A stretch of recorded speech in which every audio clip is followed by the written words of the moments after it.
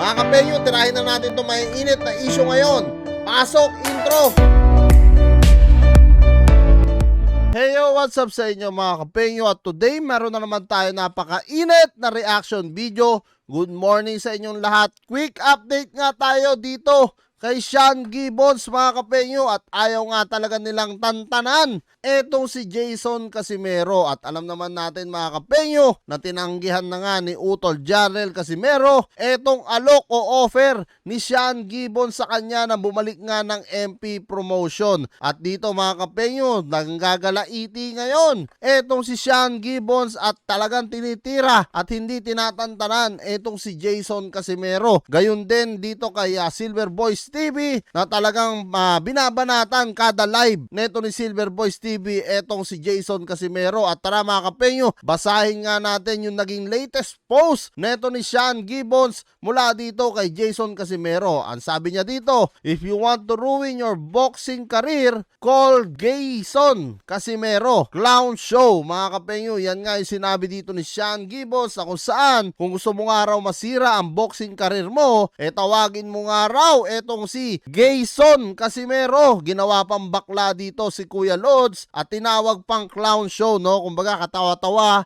isang clown mga kapenyo, no? Yung parang sinasabi dito ni Sean Gibbons. At tara mga kapenyo, tingnan naman natin yung pinakita niya ng retrato dito neto ni Jason Casimero na kung saan nakalagay dito, call me promotor, no? At alam naman natin mga kapenyo na meron ngang lumabas na video nga neto ni Jason Casimero na matagal na yon mga kapenyo sa live niya na sinabi nga niya doon, call me promoter, promoter, promotor. Tandaan niyo yan, promoter, promoter, promoter. Casimero promotion. Call me promoter. Promoter.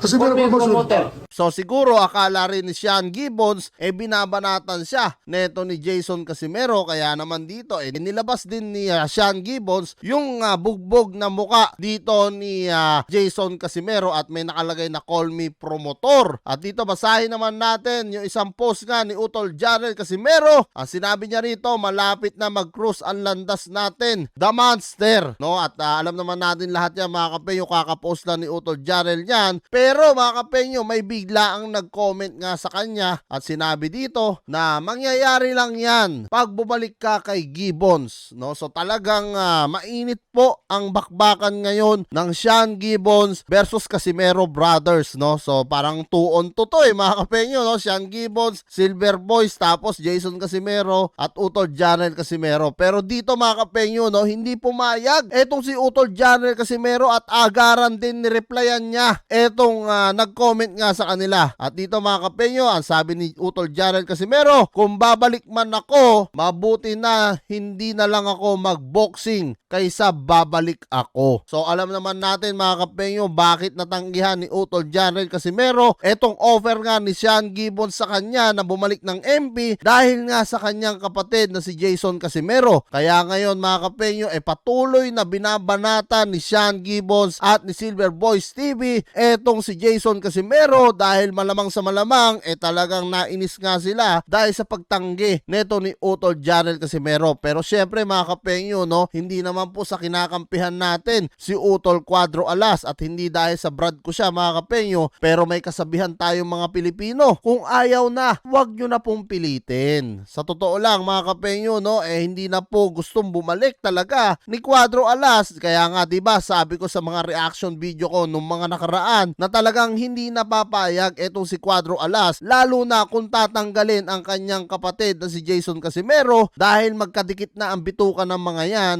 at magkadugo yan mga kapenyo, no. Never niya pong pagpapalit ang kanyang kapatid para sa kanyang karera. Tatandaan nyo po mga kapenyo, kung gusto nyo makuha si Cuadro Alas, talagang kailangan kasama rin si Jason Casimero. Pero gayong na tinitira nyo etong si Jason Casimero, sa palagay ko mga kapenyo, panahon na para magtigil na ang lahat dahil malabo na pong mangyari na bumalik si Utol Jarrell Casimero sa MP promotion. Yun po yung nakikita ko rito. So kung kayo po ang tatanungin ko mga kapenyo, ano pong masasabi nyo dito sa maanghang na banat ni Sean Gibbons kay Jason Casimero at dito rin sa banat ni Utol Jarrell Casimero kina Sean Gibbons? Comment nyo na lang down below lahat ng mga opinion nyo mga kapenyo at lahat po yan mababasa ko. Maraming salamat mga kapenyo at kita-kita lang tayo sa susunod kong reaction videos.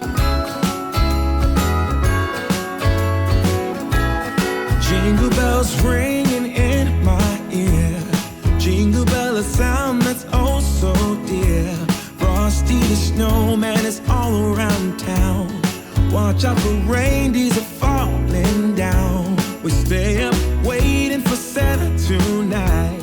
He climbs down the chimney at the speed of light, while we're dancing around the Christmas tree, hugging and kissing just